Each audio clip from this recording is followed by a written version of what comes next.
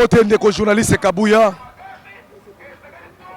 Ouais, je suis Hervé Matata, l'un des résidents dans Katsa Tchangwao.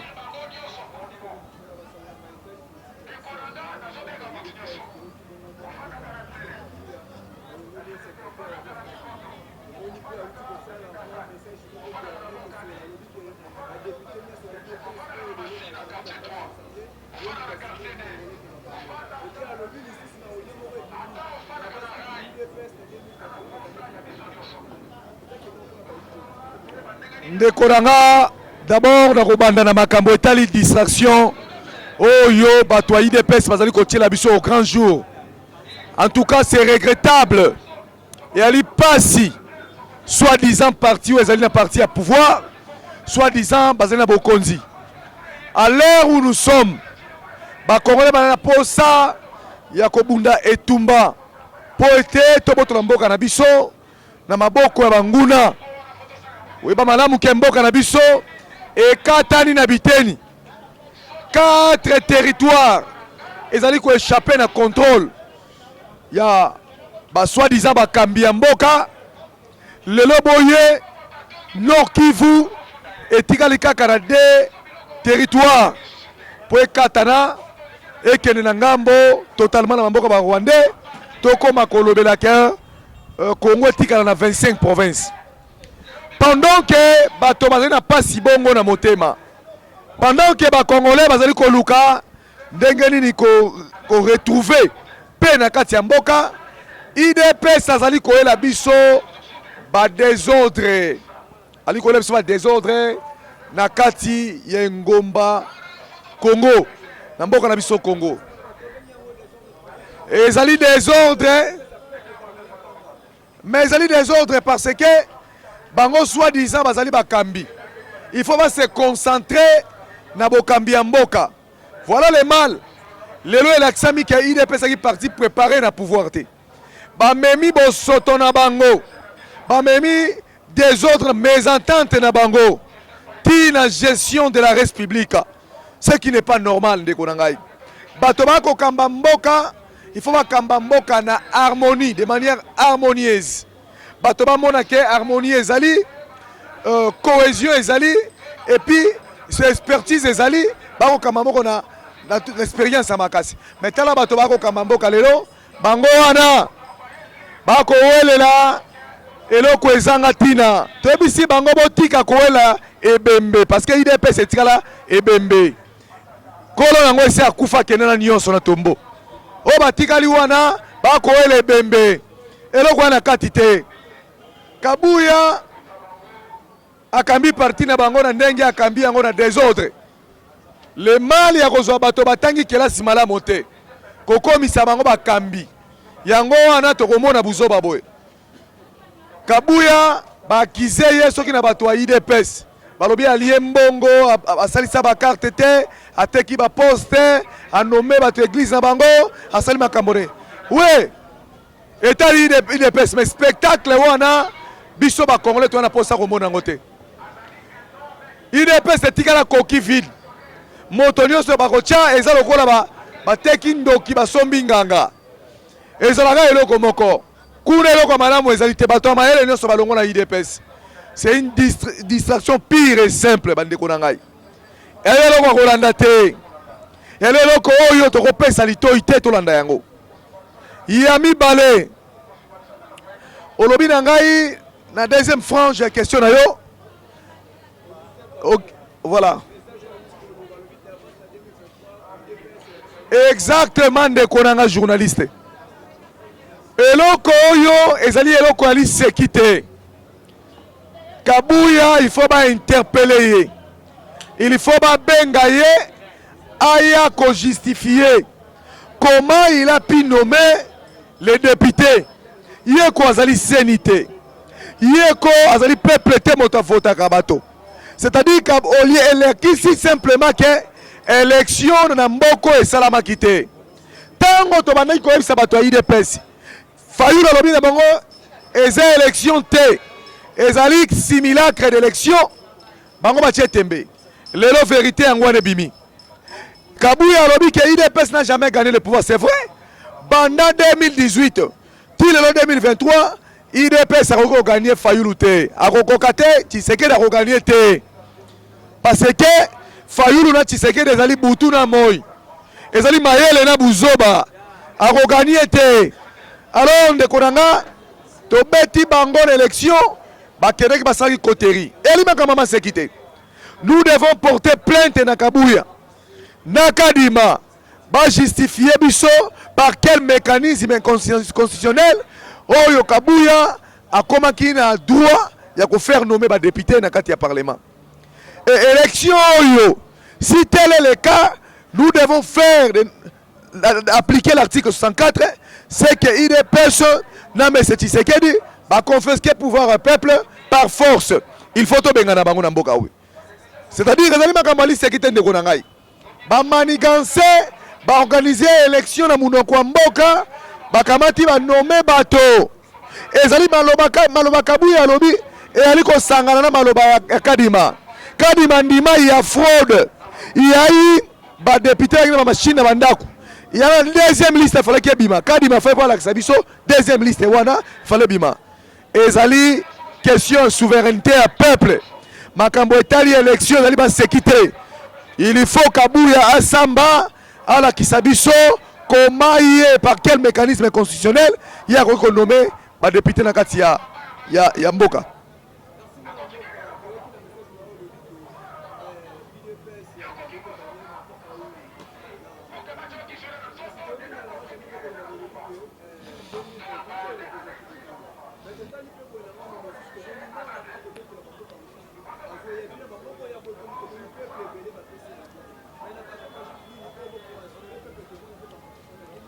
Ndeko na ngai d'abord ba mécanisme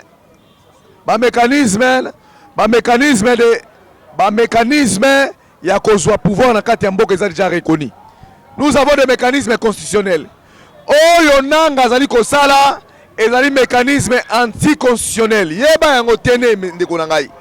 Na mboka na biso moto akobotolaka lisusu. Pouvoir na mandoki te. C'est constitutionnel. Oh nanga kosala wana nanga kokangama na yoki bato ya ngambo ya gouvernement bas organiser soki procès moko boye balobi nanga akosamba na continuance bali ko tia procès po basambisa nanga na continuance yango tolobi boye nyonso nanga akosala wana ce sont des mécanismes anticonstitutionnels akozwa pouvoir ya peuple te nanga tokosila na ye soki Tshisekedi alembi tokosila na nanga puis to bengani Tshisekedi Bamomba le fois que libanda nanga place ezali boloko place ezali pouvoir te biso toko kamata pouvoir oyo ekouta na souveraineté à peuple. L'article 5 de la constitution ezali kolobake la souveraineté appartient au peuple.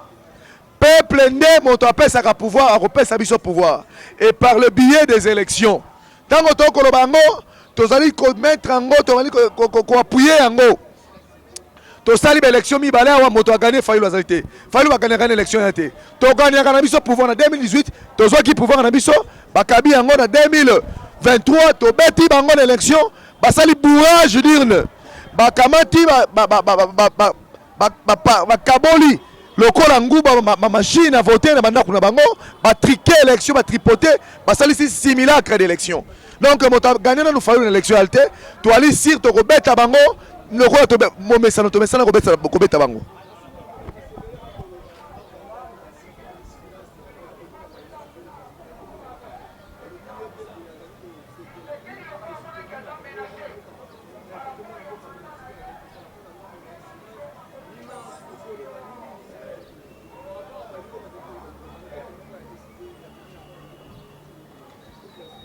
Bato ba koloba ke Fayulu akoloba te c'est que bazana na planète sur te encore que bazali sous na kati ya Congo abate Fayulu akoloba tango nyonso Fayulu alobi makambo ya $21,000 epesi kamere machacha bango balandi yango te Fayulu alobi ke il faut audit ya nanga ya Kadima plutôt il faut salama il faut basala audit ya Kadima ala kisabiso ndenge ya dépenser misolo ya seni bango bayoki yango kaka te na yoki awa seni a interpeller Kadima c'est déjà bon pour le Parlement à interpeller Kadima c'est déjà bon c'est que bayoki maloba ya président Eli Martin Fayulu Est-ce que tant qu'on fait la salle discours à les 30 jours, on va l'en côté. Ndeko toali koloba d'ailleurs, les deux tozali une activité, il y a mon nene. Activité na biso ezali marche. Na yebi que tozali na kati ya régime, il y a information. Toi na régime et autorisation te. Marche ya biso pe batika la kondima ngota mokolo moko te. Mais biso tokoya na nzela. Toko marcher pona etumba ya est. C'est-à-dire l'insécurité à l'est de la République démocratique du Congo, la vie chère. La vie chère, tu as marché pour Nango. Congolais, tu as na minute vie na biso zali ko coûter cher. Et puis tu sais que il faut aller ngwana mboka oyo akanga bisaka kene a démissionné. Parce que il a montré ses limites, au bout du souffle, il faut énergie à sika, il faut tonis à sika. L'aider tozo banda activité. Marche ezali l'aider. Tu as préparer mobilisation monene pour na koyamba tata mokambi ekolo na biso Martin Fayulu oazali commandant suprême oazali lelo na libanda ya mboka. Tu as préparer des événements. Mais ndeko nanga les détenus tokoya na pokwa ya les détenus tokopelisa ba bougie partout. Pelisa ba bougie partout pour na kolakisa bande ko na biso ya est to tiki bango te. Bazala toujours confiant na peuple congolais nyonso to sima na bango. Et puis FRDC azwa responsabilité na ya ko bunda bitumba. Abunda bitumba na ndenge longo bani. Na ba gouvernement ba pesa soda manduki ya malamu. Ba leisa malamu ba pesa ration na ina ndenge longo bani. Ba motiver malamu azwa formation malamu pota bonge abundi na mboka. To boyi komona gouvernement ko tina soda ke na bitumba na moto. Toli ko boya gouvernement oyo ezali ko tinda ezali ko pimela soda bilei soda komi ko liama tongena mbuma makaku na zamba ya bololo akoliongo mais un soda ya gouvernement. Non, ça ne se fait pas. Tolobi na bango ba bongisa ba condition pour que soda bunda malamu. On ne veut plus de la rébellion na Katsamboka na biso. Nous devons récupérer nos terres entre les mains ya ba Rwandais. Merci ndeko na ngai.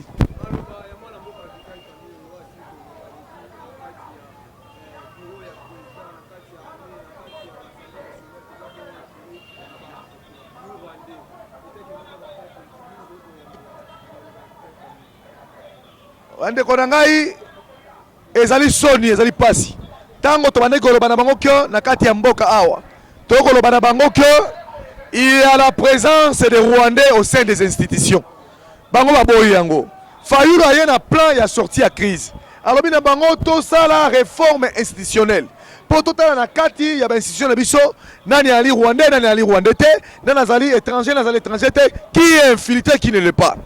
Tu sais que alobi ke Fayulu aye ko luka musala na kati ya gouvernement. Alors lelo boye tango kamera koloba que bandeko batuchi batuchi soit disant batuchi congolais entre guillemets batuchi congolais bakoki koyoka capacité parce que même attendre na kati ya cabinet ya Tshisekedi bazali. C'est tout à fait normal. C'est tout à fait normal. Ce n'est pas seulement au sein du cabinet de Tshisekedi.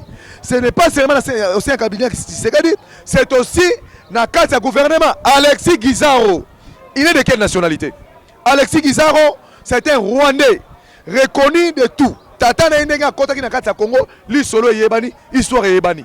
Ce n'est pas seulement au gouvernement, même na kati ya ndako ya Tshisekedi. Il y a aussi des Rwandais de tout qui sont là. Ba travailler Rwanda. C'est nombreux comme Kamera Zolo Bayango, c'est que Kamera connaît l'affaire. Kamera Zali proche, il fit directeur à cabinet Tshisekedi. Abi Makambebele, c'est que Makambo yo to komona bitumbe aussi la tena est parce que nous sommes infiltrés même à la présence de la République. Même à la présence de la République nous sommes infiltrés. Ndekonanga ezali pasi. Na yango to ko senga il faut ko bengana bango ko tia Congolais oyo azana alliance soko mokete na ba pays ko bunisa biso na kati ya Congo.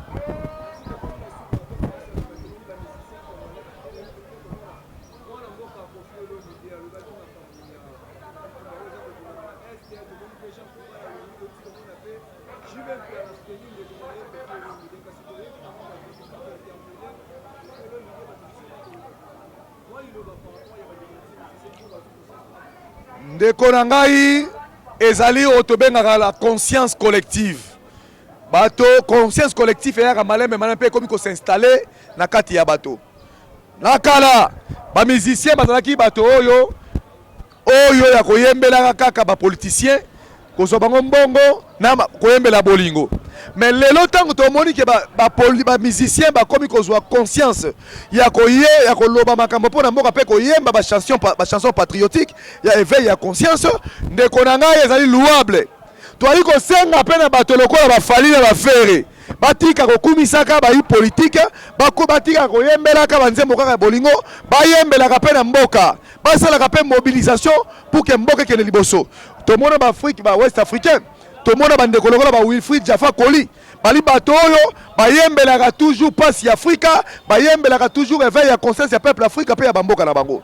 Tomona bandeko na biso ba Alpha Blondy nombre de fois menacé mais atika jamais koyembela mboka na ye pour éveil ya conscience. La musique ezana impact moko ya makasi soki musique na biso komi koyemba ba chanson patriotique éveil ya conscience et que le kola congolais à se donner dans la musique, ça peut être aussi un canal, il y a sensibilisation, il y a peuple. Un canal, il y a motivation, il y a peuple pour soulever l'esprit révolutionnaire dans le peuple. C'est louable, c'est vraiment louable. En tout cas, coup de chapeau, ban de Kofi Olomide. Maboko makasi pour nayon de Konangai. Coup de chapeau, ban de Konabiso, Olivier Chimanga. Coup de chapeau, ban de Konyoso. Oh babandi déjà koyemba ba chanson éveil ya conscience ya peuple ya ngonde de coalition de Jean Goubal le ngone ya makasi pona bino donc toyemba musique intelligent toyemba musique te oyo ekolongola batu bilamba ekotika bango bolumbu oyo ekobinisa ekolakisa bato ba partie intime toyemba musique pona ko réveiller peuple ya ngonde patriotisme ezali contribution na bino ba musicien na biso kucha poba.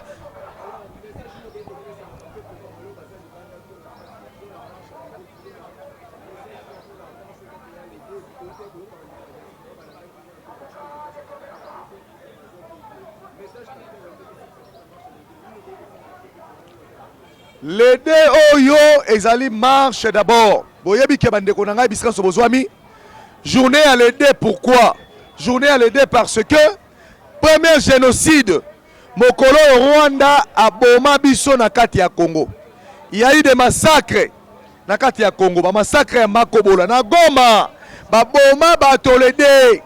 Robert Rwanda ba Rwandais tang bakota na Goma, ba sakaja ba boma bato. Yango wana tomonaki que président Eli Martin Fayulu amonaki que ba politicien to pe ba kambi soit disant ya mboka oyo ata moko te a se soucia ko kamata mokolo wana ya lede koko misango journée ya ba martiro na biso koko misango journée ya génocide congolaise ya génocoste. Alors président Eli esala qui est passé kota la Rwanda bato bakufa c'est 3000 personnes c'est 6000 personnes. Mais le lobo est dans Congo, il y a plus de 15 millions de Congolais. Mais cette journée n'est pas commémorée dans le Congo. Et ils ont insouciance. Il y a un président Eli Martin Fayulu, à Monaki, il y a un mort na biso, seulement pour la Rosana Mabele à Kitoko, le Congo. Seulement pour la Rosana Mabele, Tony Kita, seulement pour la Rosana Pays, ils ont mounene. Bande quoi bakufa injustement et innocemment. Yango président Eli a institué jour oyo. Il y a les deux comme journée commémorative. Il y a bande konabiso nyonso oyo bazali ko tomber injustement en agression ya ba Rwandais, ba Ougandais, ba Burundais, ba Dongolomiso oyo ba ko bulisa biso tango nyonso. Les deux oyo to sala kango d'habitude ezaka ba les deux nyonso sala kango d'habitude to sala to pelisi ba bougie to ka cérémonie moko boyo ya mawa ko lelanga bande konabiso. Mais le lot décide ki yango il faut to balisa yango na bitumba ya Est République démocratique du Congo to organiser marche ezali ko sala malede et ko sala maboko ka itinéraire nango après réunion ya bureau national ndeto ko zonga na manzela ya télévision bitando ike pour que bo to pesa bino suite ya programme ndenge kozala balinga te les deux yo to kotambola na nzela pona biloko misato pasi nzala insécurité na kati ya mboka tokotambola nango pona koluka réveiller esprit ya ba peuple ko réveiller esprit ya congolais tokotambola lisusu pona kolakisa soutien na biso na peuple na biso oyo ya Est République démocratique du Congo twazali bandeko na biso ba congolais tolakisa bonke totiki bango te bandeko nyonso esika bozwami na kolinga pe mokolo wana bisika pe bozwami na mikili ya poto esika nyonso bo allumer ata ba bougie bo allumer ata ba bougie bo commémorer elongo na biso mokolo ya 2 journée ya Jeune Coste. Merci esika bozwami wabino ndeko Hervé Matata.